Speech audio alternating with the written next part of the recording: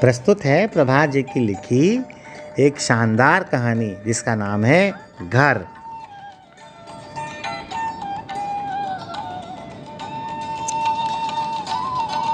कली जो कभी खिलती नहीं आज खिली खिली सी थी। गिरगिट ने उसे सड़क पार कर आते देखा तो मुस्कुराया। हेलो हेलो, छिपकली ने कहा। तुम यहाँ? गिरगिट का गला फूला फूला पिचका पिचका था। तुम यहाँ से क्या मतलब है तुम्हारा? छिपकली बोली। दीवार पर रहने वाली को सड़क पर देखना इतना तो पूछा ही जा सकता है ना, गिरगिट ने रंग बदलते हुए कहा। मैं आज घर बदल रही हूँ, छिपकली ने मुस्कुराते हुए कहा। तुम श्रीमान फरहाद को तो ज़रूर जानते होगे। हाँ हाँ, पहले भी हम मिले हैं, तुमने उनका जिक्र किया है। क्या हुआ उन्हें? गिरगिट ने गिरगिटी आवाज़ में कहा। हुआ कुछ नहीं बुद्धू, वे जिस किराए के कमरे में रहते थे अब नहीं रहते, उन्होंने अपना नया घर बना लिया है, छिपकली ने कहा। तो तुम्हें इससे क्या? गिरगिट तो आया। मेरा जीना दूभर हो गया है और तुम कह रहे हो तुम्हें इससे क्या? तुम कभी रहे होते उनके साथ उस किराए के कमरे में तो समझ पाते कितने सलीके से रहते थे हम। उनके पास किताबों की बड़ी बड़ी अलमारियां थीं, वे किताबों के आगे रखते थे, मैं किताबों के पीछे। मैं कितनी ही बार उनके कपड़ों में गली में मिली, बर्तनों की गली में मिली, दराज मार्केट में मिली, डस्टबिन में मिली, झाड़ू के नीचे मिली, हमेशा मुस्कुराए। मेरा तजर्बा कहता है कि छिपकलियों के पीछे झाड़ू लेकर पड़े रहने वालों में से वो नहीं है। होते हैं कुछ लोग, गिरगिट ने उबासी लेते हुए कहा। उससे पहले मैं श्रीमती शांति दास के साथ कुछ दिन रही थी, पूरी अशांति दास थीं। वे मुझे देखते ही चिल्लाती थीं, उई, घिग्गी बन जाती थी उनकी। कहती थीं, सुशांतो जल्दी आओ, इसे भगाओ। मैं उनके साथ एक सप्ताह भी नहीं टिक सकी, पर कहते हैं ना, जो वास्तव में भला होता है उसे भले लोग ज़रूर मिलते हैं। फलस्वरूप मेरी ज़िंदगी में श्रीमान फरहाद आ ही गए। कहते हुए छिपकली ने चेहरे पर वैसी ही असीम शांति थी जैसी संगमरमर की मूर्ति में होती है। ओह छिप्पू, मैं तुम्हारा दर्द समझ सकता हूँ, कितनी दफ़ा मैं खुद ऐसे अनुभव से गुजरा हूँ, गिरगिट ने कहा। सो अब मेरा इरादा श्रीमान फरहाद के घर में ही बचा कुचा जीवन गुजारने का है, छिपकली ने एक ही वाक्य में बातचीत समाप्त करते हुए कहा। विचार बहुत अच्छा है, गिरगिट बोला। अच्छा है ना? वक्त मिले तो आना कभी, कहते हुए छिपकली आगे बढ़ गई।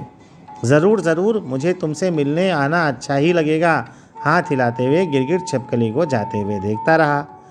छिपकली नीम सराय के मकान नंबर 205 के गेट पर पहुंची, दीवार पर चढ़ी। सुनो, छिपकली ने चारों ओर नज़र घुमाकर देखा कि आवाज़ किधर से आई।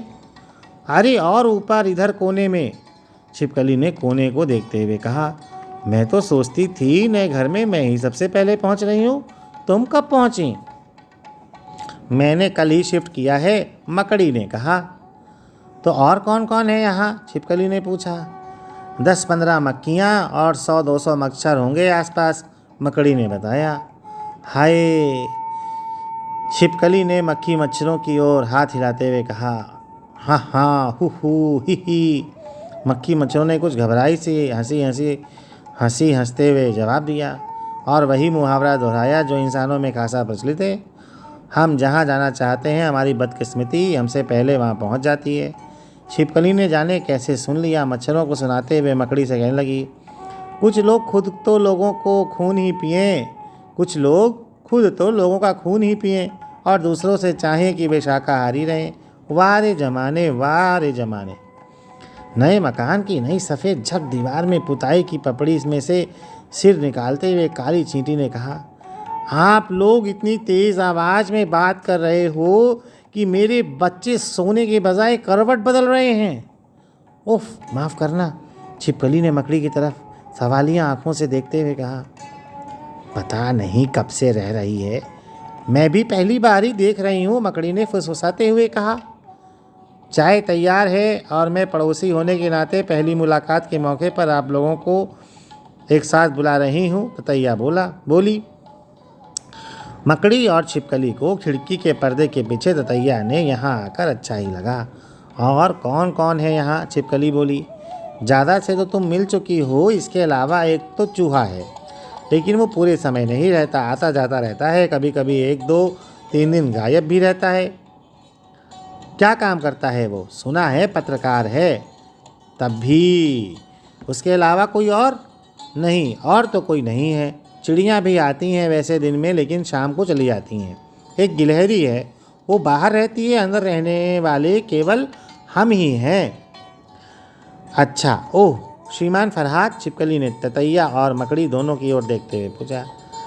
क्या तुम उनकी बात कर रही हो जो शरीर पर से एक तरह के कपड़े उतार कर दूसरी तरह के कपड़े पहनते रहते हैं?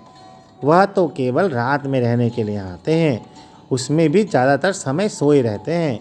थोड़ी देर के लिए जागते हैं तो किताब उठाकर पढ़ने लग जाते हैं। सच पूछो तो वे बहुत थोड़ी जगह लेते हैं इस मकान में। हमारी तरह दीवारों, खिड़कियों या छत से उनका खास लेना देना नहीं है। ततैया ने कहा। खास क्या? उनको तो कुछ भी लेना देना नहीं है। मकड़ी तो बहुत कम समय में ही ये बात समझ में आ गई, इसलिए जोर देकर बोली। चाय के बाद अपने अपने ठिकानों की ओर रुख करने से पहले मकड़ी, छिपकली और ततैया ने एक दूसरे को अपने अपने पते बताए। देर रात श्रीमान फरहाद आए। उन्होंने 2 कमरे, किचन और बरामदे वाले अपने नए मकान को हर जगह लाइट जलाई, खाना बनाकर खाया, पानी पिया, मच्छरदानी लगाई और लाइटें बुझाकर सो गए। सोते ही उन्हें सपने आना शुरू हो जाते हैं। उनके सपने में चल रहा था कि बुखारी में रखी पुरानी मटकी के पास छिपकली ने अंडे दिए हैं। कमरों के पीछे गैलरी के कोने में मकड़ी ने बहुत बड़ा सा जला तैयार कर लिया है, इसमें कुछ मक्खियाँ सुखाई हुई हैं। वह वैसा ही था जैसे आदिवासी अपने छप्परों में मछलियाँ सुखाते हैं। फरहाद उस जाले का फ़ोटो क्लिक कर रहे हैं। वे बहुत खुश हैं कि नए घर में उनका परिवार बढ़ रहा है और सभी खुश हैं। वे सपने देखते देखते ही जाग जाते हैं। सुबह जागे, पलंग के नीचे रखी चप्पलों में पैर दिए तो उन्हें गुदगुदी हुई। उन्होंने देखा कि 3 नन्ही मेढकियाँ चप्पल के एक दूसरे से सटी बैठी हैं। उन्होंने चप्पल को आहिस्ते से उठाया, तीनों मेढकियों को दूसरे हाथ की हथेली पर ले लिया। उनकी हथेली पर वे किसी 3 पंखुड़ी वाले फूल की तरह लग रही थीं। वे कुछ देर उन्हें हथेली पर लिए लिए बाहर हवा में टहलने लगे। वे तब तक टहलते रहे जब तक कि वे तीनों एक एक करके कूद ना गईं। जब वे घर में खेलने लगीं, वे आईने के सामने खड़े होकर मुस्कुराने लगे। तभी उन्हें आईने में छिपकली दिखी। नए घर में उन दोनों की ये पहली मुलाकात थी। तो ये सुंदर कहानी आपको सुना रहे हैं जयशेखर, और इस वीडियो में कहानी को चित्रों से सजाया है हमारी लाइब्रेरी के नन्हे मुन्ने बच्चों ने। कहानी सुनने के लिए आप सबका बहुत बहुत धन्यवाद। और अगर कहानी अच्छी लगी हो तो अपने मित्रों के संग ज़रूर साझा करिएगा। शुक्रिया।